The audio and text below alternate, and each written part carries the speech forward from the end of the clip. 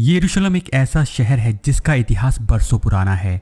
ये शहर ईसाई, मुस्लिम और यहूदी धर्म को मानने वाले लोगों के लिए एक पवित्र स्थान है। जिस जगह पर इतने सारे अलग अलग धर्मों को मानने वाले लोग हों, वहाँ टकराव की स्थिति पैदा होना आम बात है। इजराइल के अनुसार यरूशलेम इजराइल की राजधानी है, लेकिन दुनिया के ज़्यादातर देश ऐसा नहीं मानते।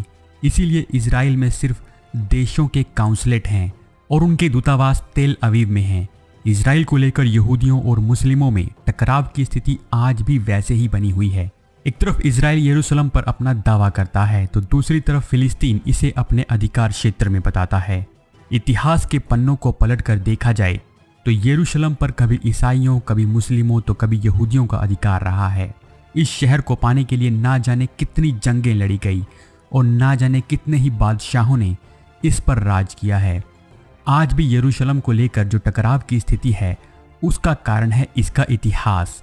अगर इतिहास के पन्नों को पलटकर देखा जाए तो इस शहर के साथ बहुत सी धार्मिक कहानियां जुड़ गई हैं, जिसकी वजह से ये शहर यहूदी, ईसाई और इस्लाम धर्म को मानने वाले लोगों की भावनाओं का केंद्र बन गया है। 3000 साल पहले की कहानी। इतिहासकारों की माने तो इस शहर में सबसे पहले इंसान 3500 बीसी के आसपास आकर बस गए थे। लगभग 3000 साल पहले किंग डेविड ने यरूशलेम को जीत लिया था और इसे अपने यहूदी साम्राज्य की राजधानी बनाया था। उसने प्राचीन इजराइल में रह रही सभी ट्राइब्स को इकट्ठा किया था। उसके बाद उसके बेटे सोलोमन ने अपने पिता के बनाए साम्राज्य का विस्तार किया। सोलोमन ने ही इस शहर में सबसे पहले पवित्र मंदिर का निर्माण किया था। इस पीरियड को फर्स्ट टेम्पल पीरियड कहा जाता है। अगले 400 सालों तक यरूशलेम उसके बनाए राज्य की राजधानी रहा। इसके बाद 586 बीसी में बेबीलोनियन किंग नेबूकदनेस्सर ने इस पर कब्जा कर लिया। उसने इस शहर को तहस नहस कर डाला और मंदिर को भी तोड़ दिया गया। यहूदियों पर तरह तरह के अत्याचार किए गए और उन्हें शहर से बाहर निकाल दिया गया। लगभग 50 सालों के बाद फारसी राजा साइरस द ग्रेट ने इस शहर पर कब्जा कर लिया और यहूदियों को इसमें प्रवेश की आज्ञा दे दी। साइरस ने ही पवित्र मंदिर का फिर से निर्माण भी करवाया था। इस पीरियड को सेकंड टेम्पल पीरियड कहा जाता है। 332 बीसी में लगभग पूरी दुनिया पर राज करने वाले सिकंदर महान ने इस शहर को अपने कब्जे में ले लिया। सिकंदर की मृत्यु के बाद उसका पूरा साम्राज्य वार्स ऑफ डायडोची में उसके जनरल्स के बीच में बंट गया था। आगे के वर्षों में इस शहर पर कईयों ने राज किया, जिनमें रोमन, पर्शियंस, अरब, तुर्क, क्रूसेडर्स, इजिप्टियंस और इस्लामिस्ट प्रमुख थे। 63 बीसीई में यरूशलेम को Roman general Pompey the great ने अपने कब्जे में लिया। रोम की तरफ से एक लोकल ट्राइब के चीफ हेरोड को उस एरिया का किंग बना दिया गया।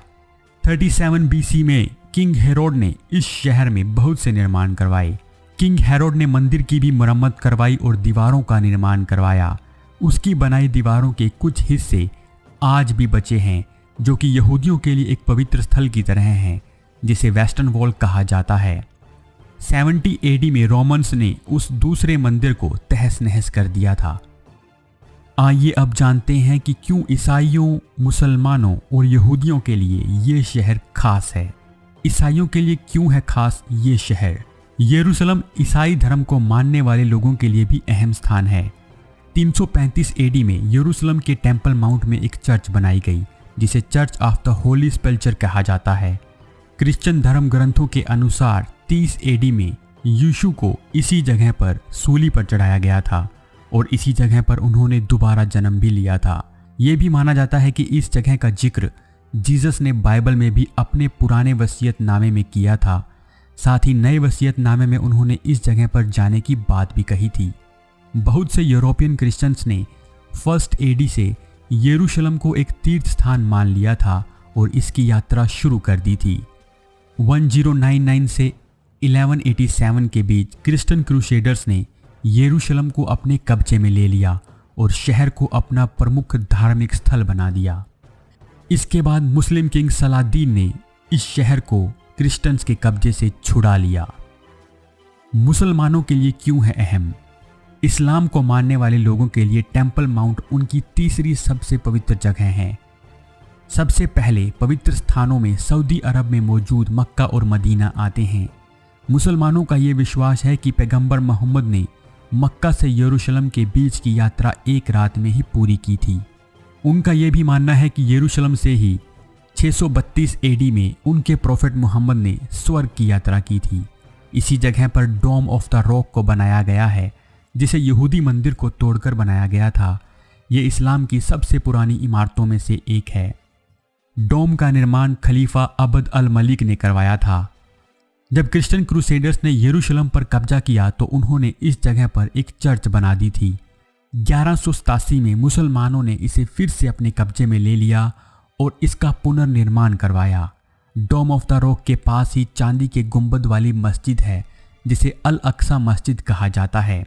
मुसलमानों के लिए डोम ऑफ द रॉक और अल अक्सा मस्जिद दोनों ही पवित्र स्थान हैं।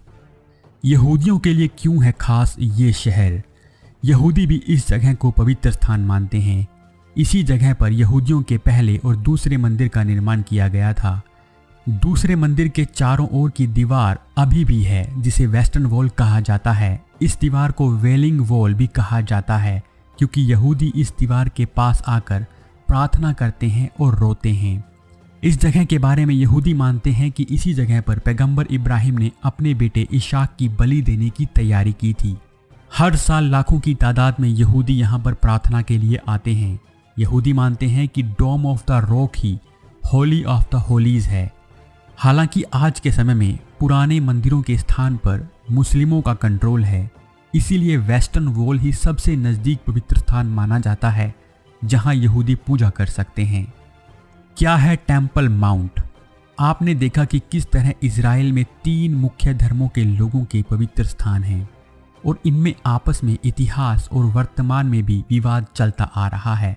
लेकिन इजराइल की सबसे बड़ी खूबसूरती इस बात में है कि यहाँ पर यहूदियों, ईसाइयों और मुस्लिमों तीनों के पूजनीय स्थान एक जगह पर हैं।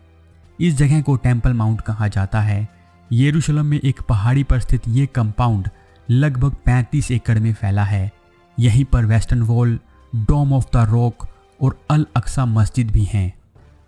ओटोमन और ब्रिटिशर्स ने भी किया राज। एक समय में मिडल ईस्ट में एक बहुत बड़ी शक्ति उभरी थी, वो थी ओटोमन साम्राज्य।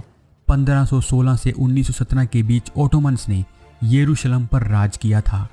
पहले विश्व युद्ध के बाद ब्रिटेन ने यरूशलेम पर अपना अधिकार कर लिया। 1947 में भारत आज़ाद हुआ था और उसके कुछ समय बाद 1948 में इजराइल भी एक स्वतंत्र देश बन गया। इजराइल के आज़ाद देश बनने के 20 सालों तक यरूशलेम 2 हिस्सों में बटा हुआ था। इसके पश्चिमी हिस्से पर इजराइल का अधिकार था, जबकि पूर्वी क्षेत्र पर जॉर्डन का। लेकिन 1967 में हुए युद्ध में पूरे यरूशलेम पर इजराइल ने अपना कब्जा कर लिया। इजराइल में रह रहे फिलिस्तीन वासियों को इजराइल का स्थायी निवासी मान लिया गया, लेकिन उन्हें इजराइल की नागरिकता नहीं मिली। सीरिया के साथ बॉर्डर पर विवाद इस तीसरे अरब इजरायली वार का मुख्य कारण था। इस युद्ध को 6 डे वॉर भी कहा जाता है। एक तरफ Egypt, Jordan, Syria, Iraq, Kuwait और अल्जीरिया जैसे देश थे, तो दूसरी तरफ अकेला इजराइल। फिर भी इजराइल इन सब पर भारी पड़ा। अगर आप 6 डे वॉर पर वीडियो देखना चाहते हैं तो आप हमें कमेंट करके जरूर बताएं। इस वॉर के बाद इजराइल ने वेस्ट बैंक और गाजा पट्टी को भी अपने कब्जे में ले लिया था। वेस्ट बैंक फिलिस्तीन प्राधिकरण के द्वारा कंट्रोल किया जाता है, जो कि मात्र एक दिखावा है।